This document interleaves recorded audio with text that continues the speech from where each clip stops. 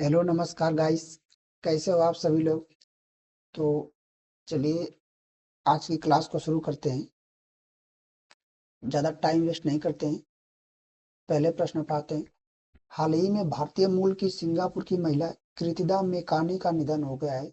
वे किस क्षेत्र से संबंधित थी? तो अभी इनका हार्ट अटैक से निधन हो गया है। ठीक है। तो ये मूल रूप से इंडिया की थी। इंडिया की कर्नाटक राज्य की। लेकिन ये वहाँ सिंगापुर में जाकर बस गई थी। और इन्होंने वहीं से अपनी पढ़ाई लिखाई कंप्लीट किया। और बाद में इन्होंने इन्वायरमेंट के क्षेत्र में अपना करियर बनाया। और और इन्होंने सिंगापुर में 76,000 से ज्यादा पेड़ को लगवाए थे। इसलिए इन्हें ट्री लेडी भी कहा जाता है। क्या चीज ट्री लेडी से नाम के फेमस है वहां पर सिंगापुर में। ठीक है ना। और इनको सिंगापुर का जो सर्वोच्च पर्यावरण पुरस्कार है, राष्ट्रपति पर्यावरण पुरस्कार 2015 में दिया गया था। कौन सा? राष्ट्रपति पर्यावरण पुरस्कार। पर्यावरण पुरस्कार इनको 2015 में दे दिया गया था। यह सिंगापुर का सर्वोच्च पर्यावरण पुरस्कार है। इनको 2015 में इसे सम्मानित किया गया था। और इन्होंने पर्यावरण के क्षेत्र में लगभग 30 साल तक काम किया था। तो इसका आंसर तो पहले बी हो जाएगा कि पर्यावरण से संबंधित है। अर्थात यह एक इन्वायरमेंटलिस्ट थी। इन्वायरमेंटलिस्ट हिंदी में बोलते हैं पर्यावरणविद। पर्यावरणविद। अभी कुछ दिन पहले एक और इकोलॉजिस्ट या पर्यावरणविद थे, उनका नाम था माधव गाडगिल। उनका भी निधन हो गया था। और मैंने बताया था कि उन्होंने पश्चिमी घाटी के संरक्षण के लिए बहुत ज्यादा कार्य किया था, वेस्टर्न घाट के लिए। तो माधव गाडगिल, उनका नाम याद रखना, एग्जाम से पूछा जा सकता है। तो और इनके बारे में एक फैक्ट और रखो कि इनको जो है सिंगापुर महिला हॉल ऑफ फेम 2024 में पर्यावरण चैंपियन के तौर पर इनको शामिल किया गया था। तो इनसे बस इतना ही। बढ़ते अपने और अगले अगले प्रश्न की तरफ। अगला प्रश्न हमारा है। हाँ, सुकन्या समृद्धि योजना के 22 जनवरी 2026 को 11 वर्ष पूरे हो गए। यह किस मंत्रालय के अंतर्गत आती है? तो यार देखो, ये वित्त मंत्रालय के अंतर्गत आती है। ठीक है। मतलब मिनिस्ट्री ऑफ फाइनेंस के अंतर्गत यह आती है सुकन्या समृद्धि योजना। बेसिकली सुकन्या समृद्धि योजना है क्या कि पहले तो इसे 22 जनवरी 2015 को लॉन्च किया गया था। कब लॉन्च किया था इसे? 22 जनवरी 2015 को लॉन्च किया गया था।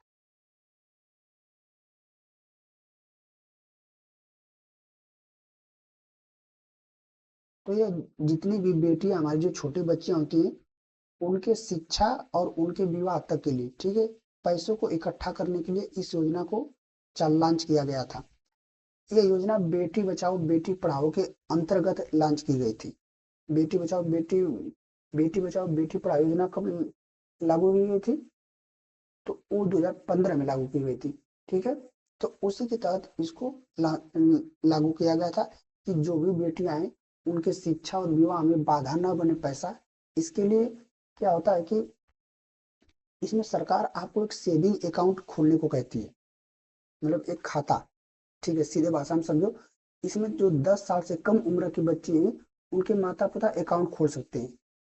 और एक परिवार में मैक्सिमम 2 बेटियों के लिए अकाउंट खोला जा सकता है।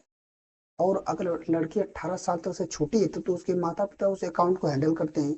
लेकिन जब लड़की 18 साल से बड़ी हो जाएगी, तो वो लड़की खुद अपना अकाउंट संभाल सकती है। और इस बैंक में क्या करना होता है इस योजना के तहत कि किसी भी जो व्यक्ति से अकाउंट को खुलवाया होता है, उसमें उसे 15 साल तक पैसा जमा करना होता है। ठीक है। उसके बाद नहीं जमा करना होता है। लेकिन इस अकाउंट की जो वैलिडिटी है वो 21 साल तक है। जब से खोला गया उसके बाद 21 साल तक। ठीक है। तो 15 साल तक आपको पैसे जमा करना है, चाहे आप थोड़ा ही पैसा जमा करो। इसमें जो आप सबसे कम पैसा जमा कर सकते हो, अर्थात मिनिमम जो आप डिपॉजिट कर सकते हो, हर साल आपको देना होगा। ठीक है। इसमें हर साल, तो हर साल आपको मिनिमम आप 250 रुपये और मैक्सिमम आप 1.5 लाख रुपए पर साल दे सकते हो। फिर जब आपका 21 साल होगा तो आप उस पैसे को निकाल सकते हो। तो ये बेसिकली किसके लिए, छोटी बच्चियों या बालिकाओं या बेटियों के लिए उनके शिक्षा और विवाह पर खर्च करने के लिए था। इसके लिए स्कीम लागू की गई थी। तो इसमें समझ में आ गया ना। तो अभी इसको जो 22 जनवरी अभी आई थी तो इसको 11 वर्ष कंप्लीट हो गया था, इसीलिए ये सवाल मैंने पूछा। तो ये मिनिस्ट्री ऑफ फाइनेंस के अंतर्गत आती है, ठीक है ना। और ये योजना किसके अंतर्गत लॉन्च की गई थी, बेटी बचाओ बेटी पढ़ाओ। चलिए बढ़ते हैं अगले प्रश्न की तरफ। अगला प्रश्न है, हाल ही में लोकायन 26 अभियान पर भारतीय नौसेना की sail training ship, sail training ship का मतलब कि जो जहाज जिस पर हमारे जो इंडियन नेवी के जवान या सैनिक ट्रेनिंग करते हैं तो उसे बोलते हैं sail training ship. INS Sudarshini Kerala के कोच्चि बंदरगाह से रवाना हुई है। यह इंडियन नेवी में कब शामिल की गई थी। तो देखो यार अभी क्या हुआ है ना कि एक लोकायन 26 अभियान चालू किया गया है भारतीय नौसेना द्वारा। इसमें क्या होगा ना कि जो हमारी आईएनएस सुदर्शनी, आईएनएस का मतलब होता है इंडियन नेवल शिप, तो आईएनएस सुदर्शनी जो है ये केरल के कोच्चि बंदरगाह से शुरू करेगी, ठीक है, वहां से इसको रवाना होगी, डिपार्चर करेगी। उसके बाद क्या करेगी कि ये पूरे जो 13 देश हैं इसमें इसको 13 देश को घूमना है। टोटल कितने देश, 13 देशों को। तो इसका उद्देश्य क्या है, इसका उद्देश्य है कि जो भारत की मैरीटाइम ट्रेडिशन है अर्थात जो भारत के समुद्री व्यापार है उसको दूसरे देशों को दिखाना और दूसरे देशों के साथ एक दोस्ती का संबंध बनाना अर्थात सहयोग का संबंध रखना। तो इसके लिए यह अभियान चालू किया गया लोकायन 26। इसमें जो हमारी शिप जा रही है कौन सी शिप है, आईएनएस सुदर्शनी। कहाँ से शुरू होगी, केरल के कोच्चि बंदरगाह से। और यह करीब 40,000 किलोमीटर की दूरी तय करेगी। उसके बाद 10 महीने बाद ये वापस आएगी। मतलब इतनी टोटल दूरी तय करने में उसको 10 महीने लग जाएंगे। तो ये इंडियन नेवी अर्थात भारतीय नौसेना की कौन कब शामिल की गई थी, तो ये 2000 कब शामिल की गई थी, 2009, 10, 11, 12। तो इसे शामिल किया गया था 2012 में। और एक बात और कि इंडियन नेवी डे कब मनाया जाता है, 4 दिसंबर को, ठीक है। और इंडियन नेवी का स्लोगन क्या है, स्लोगन मतलब जो उसका मेन वाक्य होता है उसको आपको कमेंट करके बताना है। बढ़ते हैं अगले प्रश्न की तरफ। अगला प्रश्न है, भारत और यूएई ने कब तक 200 अरब डॉलर के व्यापार का लक्ष्य निर्धारित किया है, तो ये 2032 तक किया है। और अभी 2030 तक जो भारत ने टारगेट रखा है कि हम भारत को बाल विवाह मुक्त बनाएंगे।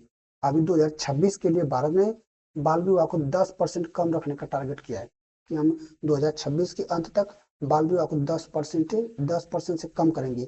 और उसमें भारत ने 2030 तक टारगेट किया है कि हम बाल विवाह को पूरी तरीके से मुक्त कर देंगे भारत को। अब ये छत्तीसगढ़ का बालोद जिला है, वह बाल विवाह से मुक्त होने वाला भारत का पहला जिला बन गया। तो इतना आप याद रखो, ठीक है। यूएई कहते हैं यूनाइटेड अरब एमिरेट्स को, हिंदी में बोलते हैं संयुक्त अरब अमीरात। अगला प्रश्न क्या है, हाल ही में किस राज्य के बोर टाइगर रिजर्व में 2 नए सफारी गेट का उद्घाटन किया गया। तो यह बोर टाइगर रिजर्व जो है यह महाराष्ट्र में, यहाँ पर 2 नए सफारी गेट का उद्घाटन किया गया, ठीक है। सफारी गेट मतलब जैसे जिसे लोग आते हैं सैर करने के लिए, तो वैसे बड़े बड़े गेट लगाए गए यहाँ पे। असम में आपको पता है काजीरंगा नेशनल पार्क, मानस नेशनल पार्क। काजीरंगा किसके लिए फेमस है, एक सींग वाले गैंडे के लिए। मानस डिब्रूगढ़, डिब्रूगढ़ सैखोवा नेशनल पार्क, ठीक है। तो इतना आप असम से याद रखो। और एक यहाँ पे दिहंग पटकई नेशनल पार्क, जिसे पूर्व का अमेजन भी कहा जाता है। क्योंकि पूर्व का अमेजन इसलिए कहते हैं क्योंकि यहाँ पर जंगल की बहुत ज्यादा मात्रा पाई जाती है। इस नेशनल पार्क के अंदर जंगल काफी मात्रा में है, रैन फॉरेस्ट के लिए फेमस है। और जो अमेजन का जंगल है वो भी रैन फॉरेस्ट के लिए फेमस है। रैन फॉरेस्ट मतलब वर्षा वन, वर्षा वनों के लिए। तो इसीलिए इसकी तुलना अमेजन से की गई है। तो दिहंग पटकई नेशनल पार्क को बोला जाता है, क्या बोला जाता है, पूर्व का अमेजन। और एक बात और याद रखो कि जो चाय के उत्पादन में भारत में असम प्रथम स्थान पर है। ठीक। और असम की जो डिगबोई है वो भारत की पहली तेल रिफाइनरी घोषित की गई थी। जो भारत का डिगबोई, असम का डिगबोई एक स्थान है, वो भारत की पहली तेल रिफाइनरी घोषित की गई थी। जो आज आप देखते हो ना, इंडियन ऑयल कॉर्पोरेशन लिमिटेड, या वहीं की उपज है। और उत्तर प्रदेश में एक हमारा फेमस नेशनल पार्क है, दुधवा नेशनल पार्क, जो कि लखीमपुर खीरी में पड़ता है। ये सवाल कई बार पूछा जा चुका है। लखीमपुर खीरी जो कि भारत और नेपाल के बॉर्डर पर है। इसी प्रकार बिहार में एक नेशनल पार्क है, वाल्मीकि नेशनल पार्क। वो भी बिहार और, अरे, उत्तर प्रदेश, अरे क्या बोलते हैं, भारत और नेपाल के बॉर्डर पर स्थित है। ठीक है ना। तो ये दो आप याद रखो। उत्तर प्रदेश में अ, अभी दृष्टिबाधित जो अंधे लोग होते हैं उनके लिए पहली ब्रेल लाइब्रेरी खोली गई उत्तर प्रदेश के लखनऊ में। उत्तर प्रदेश जो है गेहूं के उत्पादन में प्रथम स्थान पर है और दूध के उत्पादन में प्रथम स्थान पर है भारत में। ठीक। तो इतना आप उत्तर प्रदेश से याद रखो। बिहार, बिहार में मैंने बता दिया वाल्मीकि नेशनल पार्क। और अभी बिहार की एक गोकुल जलाशय है और गोगाबिल झील है। गोकुल जलाशय, गोगाबिल झील और उदयपुर उदयपुर झील, इनको रामसर साइट घोषित किया गया है। क्या घोषित किया गया है? Ramsar site. रामसर साइट जानते हो ना? रामसर साइट मतलब कि जो वेटलैंड होते हैं, जो आर्द्रभूमि क्षेत्र होते हैं, जो कि पक्षियों के लिए अनुकूल होते हैं, अर्थात जहाँ पर पक्षियां रह सकती हैं, बर्ड्स, अर्थात जहाँ पर बायोडाइवर्सिटी फ्लरिश करती है, उसको बोलते हैं वेटलैंड या आर्द्रभूमि। तो ये रामसर कन्वेंशन 1971 के तहत इसको शुरू किया गया था, रामसर साइट में घोषित करना, कि ताकि ऐसे क्षेत्र वो क्या हो, एक इनको पर निगरानी रख जाए और इनको बचाया जा सके। ऐसे क्षेत्रों के लिए रामसर साइट घोषित किए जाते हैं। बढ़ते हैं अगले प्रश्न की तरफ। अभी मैं पीछे बताया था कि मध्य प्रदेश का एक जो टाइगर रिजर्व है, रातापानी टाइगर रिजर्व, उसका नाम बदलकर क्या कर दिया गया? श्री वाकड़कर टाइगर रिजर्व, विष्णुधर वाकड़कर के नाम पर। आपको बताना है कि विष्णुधर वाकड़कर क्या थे। इटर्नल ग्रुप के नए ग्रुप सीईओ किसे नियुक्त किया गया है? तो इसे नियुक्त किया गया है अलविंदर ढींढसा को।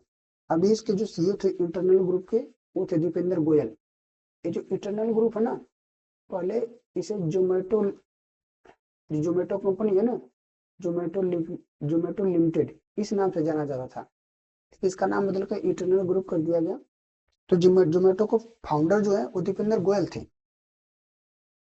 अरे, जोमेटो जो यही आपका जो पिज्जा बर्गर ये सब डिलीवर करती है ना, वही कंपनी है। हालांकि ये ई कॉमर्स कंपनी से बोलते हैं, जो मतलब व्यापार करती है ऑनलाइन, ऑनलाइन जो चीजों को सामानों को पहुंचाते हैं उसे बोलते हैं ई कॉमर्स कंपनी। तो अभी इसके नए ग्रुप सीईओ अलविंदर ढींढसा को नियुक्त किया गया है।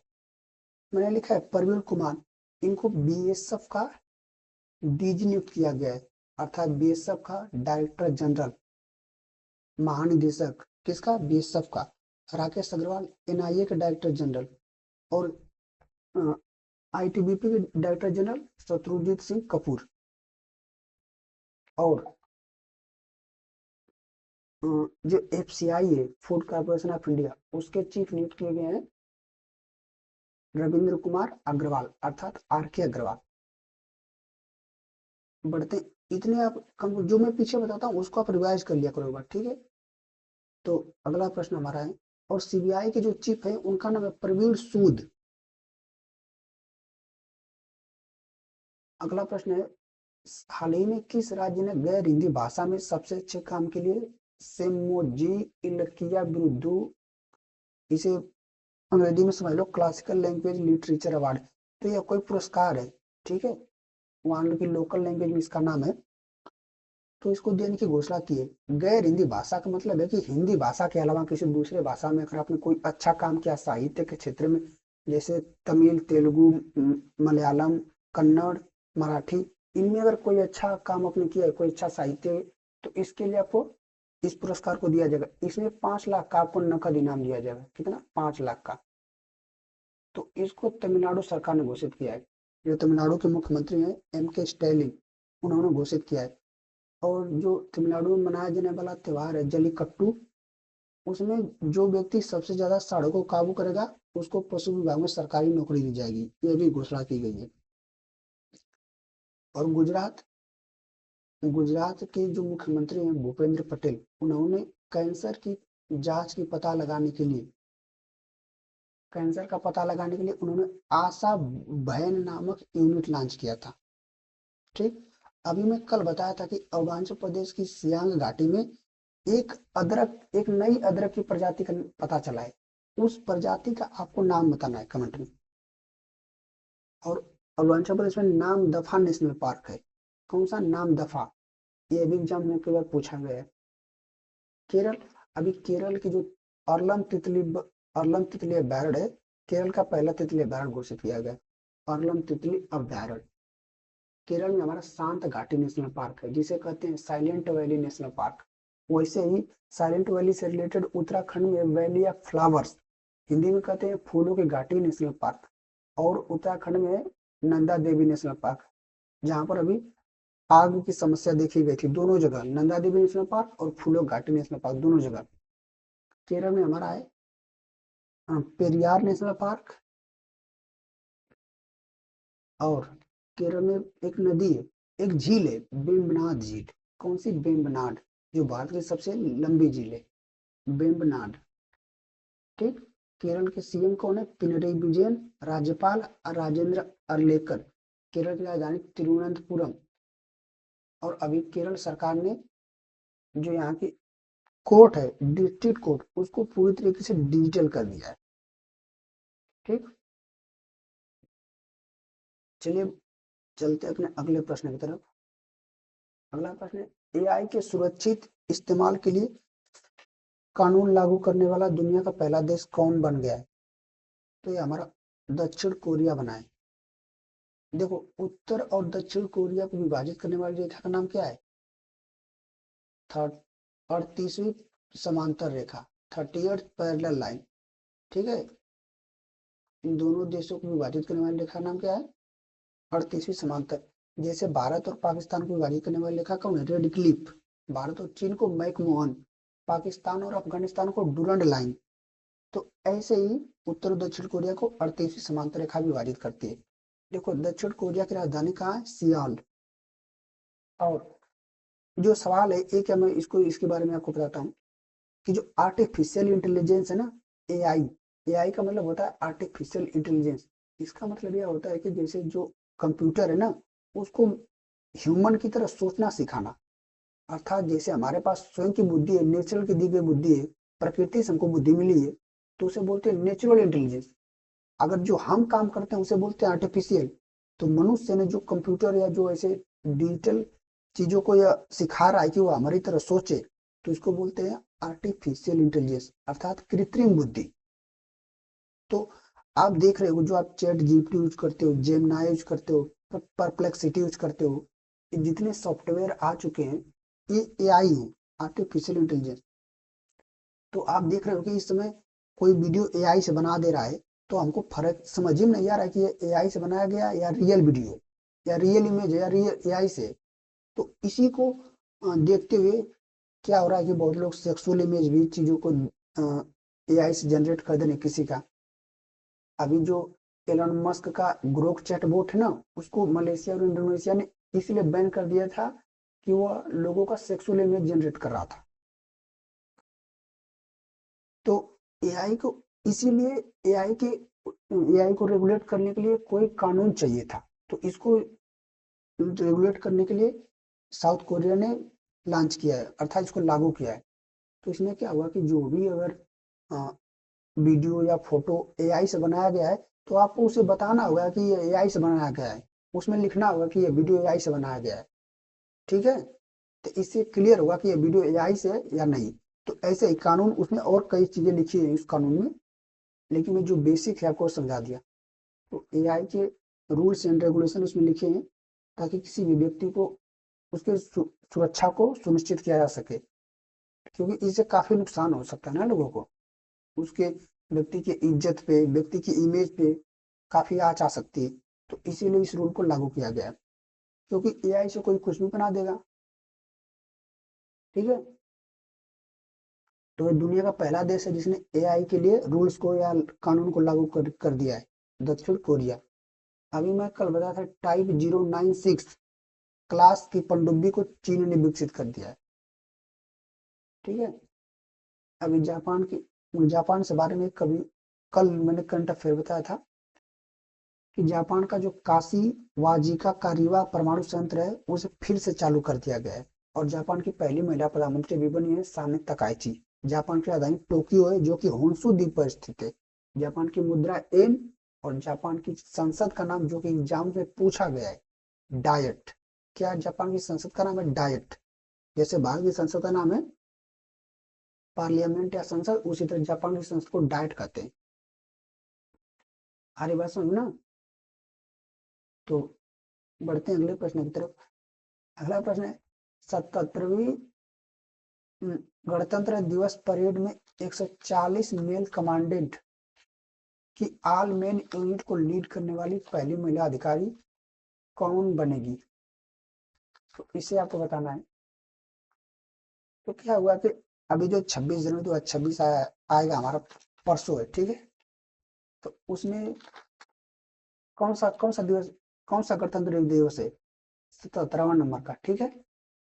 पहली बात तो आपको पता होनी चाहिए कि गणतंत्र दिवस मतलब होता है रिपब्लिक डे, जो कि 26 जनवरी 1950 को संविधान लागू किया गया था इसलिए मनाया जाता है, ठीक है। और एक होता है 15 अगस्त को मनाते हैं स्वतंत्रता दिवस जिसे कहते हैं इंडिपेंडेंस डे। तो इसलिए मनाते हैं क्योंकि हमें उस दिन आजादी मिली थी। तो दोनों बातों आपको क्लियर होनी चाहिए। उसे बोलते हैं इंडिपेंडेंस डे, इसे बोलते हैं रिपब्लिक डे। तो 26 जनवरी को 2026 को क्या होगा कि जो हमारा नई दिल्ली में कर्तव्य पथ है, जिसे पहले राजपथ नाम से जाना जाता था, बाद में उसका नाम बदलकर कर्तव्य पथ कर दिया गया। तो उस पर परेड होता है ना। तो उसमें पहली बार होगा कि कोई महिला अधिकारी जो कि मेल कमांड्स को, जितने भी मेल कमांडेंट होंगे, जितने मेल ऑफिसर्स होंगे, उनकी 140 यूनिट है अर्थात 140 बंदे हैं, उनके जो परेड होता है ना उसको ये लीड करेंगी। उनका नाम क्या है? सिमरन बाला। ये जो मूल रूप से है ये जम्मू कश्मीर की रहने वाली है और ये ऐसा करने वाली पहली महिला अधिकारी है। तो जो कोई घटना पहली बार होती है या खास करके महिला से तो इम्पोर्टेंट हो जाता है ना। तो इसमें और भी काफी चीजें होंगी वहां पर 26 जनवरी को, लेकिन जो फिलहाल में है यह न्यूज का विषय है।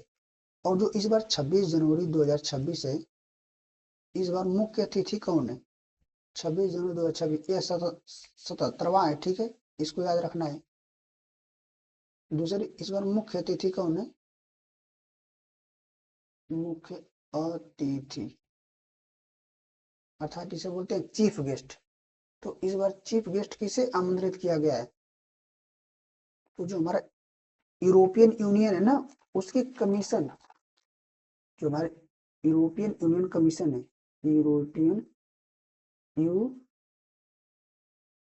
European union commission, union European union को मैं शॉर्ट में लिखता हूँ यू कमीशन के अध्यक्ष, यू कमीशन के अध्यक्ष अर्थात प्रेसिडेंट, इनको और ये यूरोपियन यूनियन काउंसिल अर्थात यू काउंसिल, इसके अध्यक्ष, इन दोनों को आमंत्रित किया गया है। इनका नाम क्या है? इनका नाम है उर्सुला वान डेर लेयन। क्या नाम है? उर्सुला वान डेर लेन, ठीक है, लेन। और जो यूरोपियन काउंसिल के अध्यक्ष है इनका नाम है Antonio Costa, Antonio Antonio Costa. तो ये क्या है? मुख्य अतिथि होने वाले हैं लोग, ठीक। और जो इस बार हमारा 26 होगा, इसमें अभी अगले कुछ दिन ये लोग रहेंगे, ठीक है। तो अभी मीटिंग होगी, यू मीटिंग अर्थात यूरोपियन यूनियन की मीटिंग होगी। तो इसे भी आपको याद रखना है। अभी जब होगी तो मैं इसको करंट अफेयर में कवर करूंगा, लेकिन इस बार इनको मुख्य अतिथि नियुक्त किया गया है। अगर आपसे पूछ दे 2025 वाला जो 26 जनवरी था उसके मुख्य अतिथि कौन थे, तो इंडोनेशिया के जो प्राइम मिनिस्टर थे, इंडोनेशिया के प्राइम मिनिस्टर, उनका क्या था, प्रोबो सुबियांतो, उनको वो पिछली बार थे। और जो पहली बार हमारा 26 जनवरी 2025 26 जनवरी 1950 था, उस बार भी मुख्य अतिथि इंडोनेशिया के प्राइम मिनिस्टर को ही बुलाया गया था। ठीक है ना, तो इनको आपको दिमाग में रखना है। चलिए बढ़ते हैं अगले प्रश्न की तरफ। अगला प्रश्न है, नेशनल गर्ल चाइल्ड डे कब मनाया जाता है? तो नेशनल गर्ल चाइल्ड डे 24 अक्टूबर को मनाया जाता है। कब? 24 नहीं यार, 24 जनवरी को, सॉरी। ठीक है, तो इसी दिन क्या हुआ था, 24 जनवरी 1966 को हमारी जो भारत की पहली महिला प्रधानमंत्री, उन्होंने प्रधानमंत्री पद की शपथ लिया था। किस दिन? 24 जनवरी 1966 को। इसीलिए 24 जनवरी को नेशनल गर्ल चाइल्ड डे अर्थात राष्ट्रीय बालिका दिवस मनाते हैं। राष्ट्रीय बालिका दिवस, ठीक, 24 जनवरी को।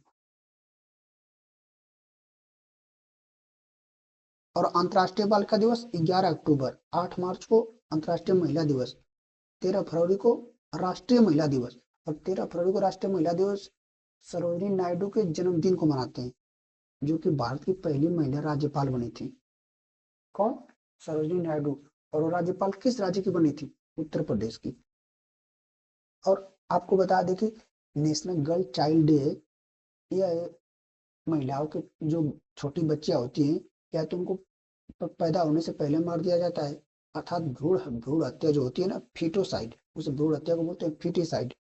उसको रोकने के लिए और बच्चियों के प्रति जो स्वास्थ्य और न्यूट्रिशन संबंधित ध्यान नहीं दिया जाता है, उसको ध्यान देने के लिए, और छोटे बच्चों को शिक्षा देने के लिए, ताकि उन्हें शिक्षा को विशेष ध्यान दिया जा सके। क्योंकि क्या होता है, गाँव में लोग या शहर में भी लड़कियों को उतना शिक्षा नहीं देना चाहते। जो हमारा पेट्रियोटिकल सोसाइटी है ना, चली आ रही है, तो इसीलिए लड़के और लड़की में भेद करते हैं।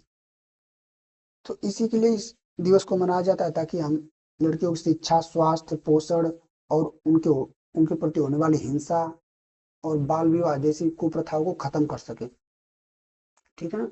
अभी क्या हुआ है कि आज आज मैं एक न्यूज पढ़ रहा था यार ना, तो उसमें एक अ, हरियाणा का फरीदाबाद एक जगह है, वहाँ के एक गांव की, एक शहर में ही रहने वाला व्यक्ति था, जो वो, उसकी औरत और वो आदमी, मतलब पति पत्नी दोनों काम करते थे एक प्राइवेट कंपनी में। और जो पत्नी थी वो दिन को काम करती थी, और पति जो रात को काम करता था। ठीक है, तो पति दिन को खाली हो जाता था, तो बच्चों को देखता था। तो उसकी एक बच्ची थी छोटी सी, 4 साल की। ठीक है, अब ये परसों की न्यूज है, 21 जनवरी की। तो उसमें क्या हुआ है कि उसने छोटे बच्चे को बोला कि तुम 1 से 50 तक गिनती लिखो, और उसने नहीं लिख पाया। भाई छोटी 4 साल की बच्ची थी, उसने नहीं लिख पाया। और उसने क्या किया कि उसको बेलन से मारा, जो बेलन जिसे रोटी बनाते हैं ना, उससे मारा। और वो मारते मारते बच्ची वो गिर गई, इतना मारा। और जब मतलब जैसे बेहोश हो गई, ऐसे बेहोश, और तब ने मार जाते वो मर नहीं गई। और जब वो मर गई तो उसे लगा कि ये तो बेहोश हो गई, उसे पता नहीं चला कि मर गई। तो उसने कोई पास में सरकारी हॉस्पिटल था, वहां पर लेकर गया। और जब वहां पर डॉक्टर ने देखा तो बोले कि बच्ची तो मर गई है। तो उसने अपनी जो पत्नी थी उसको फोन किया था, जो ड्यूटी पर थी। तो जब पत्नी आई तो उसको बोला कि ये बच्ची सीढ़ी से गिर गई है, ऐसे मर गई। उसने ये बताया कि मैं मारा हूँ।